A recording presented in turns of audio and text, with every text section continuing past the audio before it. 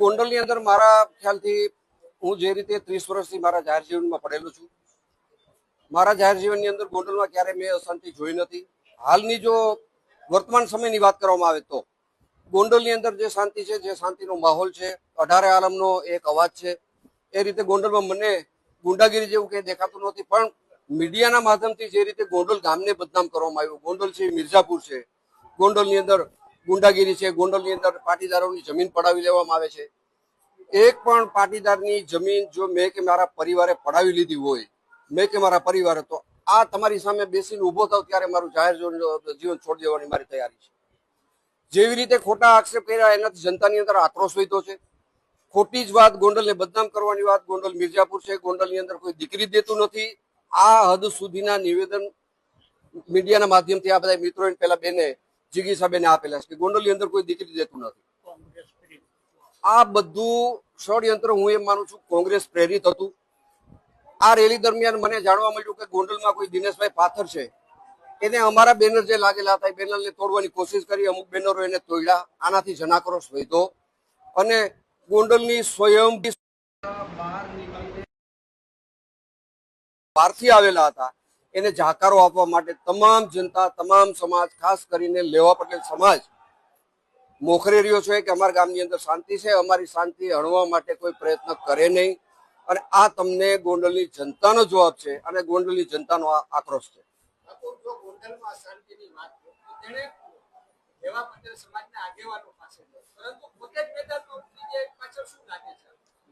ગોંડલની અંદર જો પાટીદાર સમાજની વાત કરે તો ગોંડલનો પાટીદાર સમાજ કોણ છે એની વ્યાખ્યા પહેલા બહારથી આવેલા લોકોને સમજવી પડશે.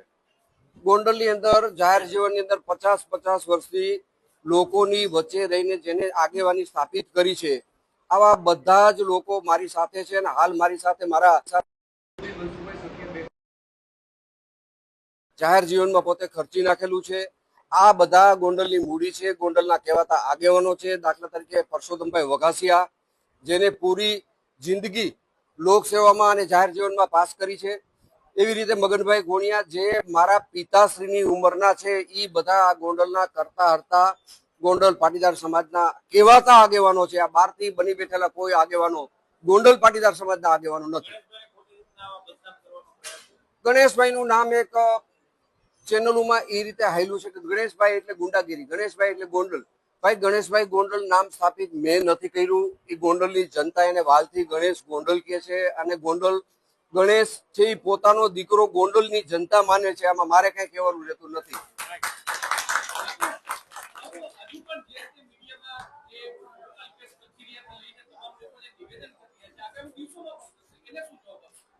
એનો જવાબ હું એમ માનું છું મિત્ર કે જે રીતે ગોંડલની જનતાએ જવાબ આપી દીધો છે, આનાથી મોટો મારો અવાજ નથી. ગોંડલની જનતાનો અવાજ છે મારા માટે સર્વોપરી છે.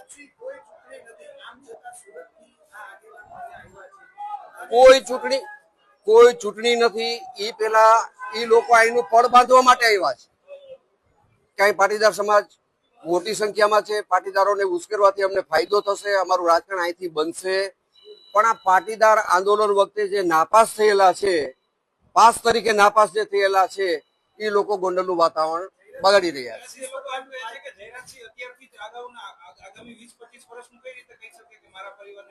મેં કોઈ એવું સ્ટેટમેન્ટ નથી આપ્યું કે મારા પરિવારની ટિકિટ તો ભારતીય જનતા પાર્ટી નક્કી કરશે. અને ભારતીય જનતા પાર્ટીની ટિકિટ નક્કી કરવાનો ભારતીય જનતા પાર્ટીની પાર્લામેન્ટરી બોર્ડનો અધિકાર છે, નહીં કે અલ્પેશ કથિરિયાનો.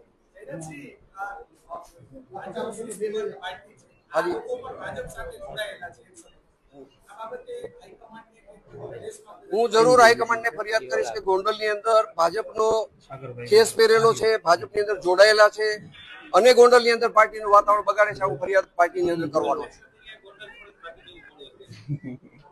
મને ખબર નથી. એ તો પ્રજાનો આક્રોશ હતો, ભાગી જવું પડે. પ્રજાથી મોટું લોકશાહીની અંદર કોઈ છે નહીં.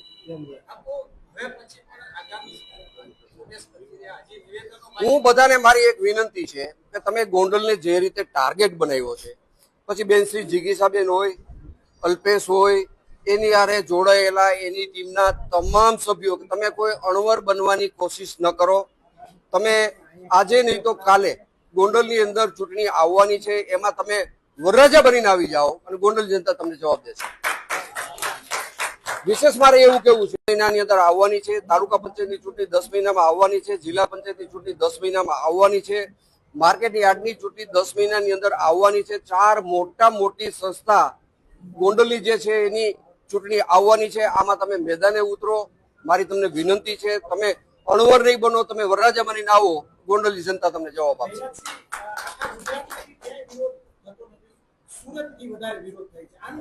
મને એ ખબર નથી પડતી. આમાં એક ભીખુદાનભાઈ ગઢવીનું મને કહેવત યાદ આવે છે કે એક મજાકની વાત છે. એક ભાઈ દવાખાને જાય છે એની આંગળી દુખે છે.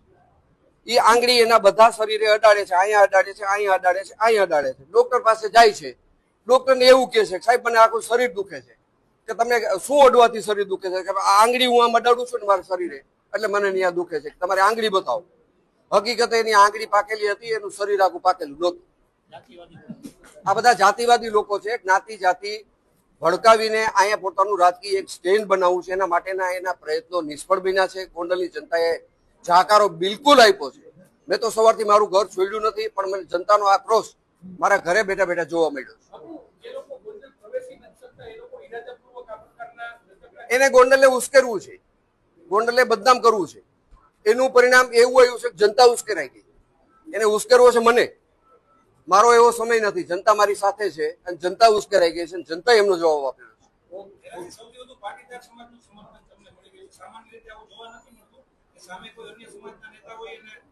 મારી હારે જ મારા મુરબ્બી, મારી હારથી જ જે લોકશાહીની અંદર જોડાયેલા છે મનસુખભાઈ સખિયા, આ વિશે વાત કરશે.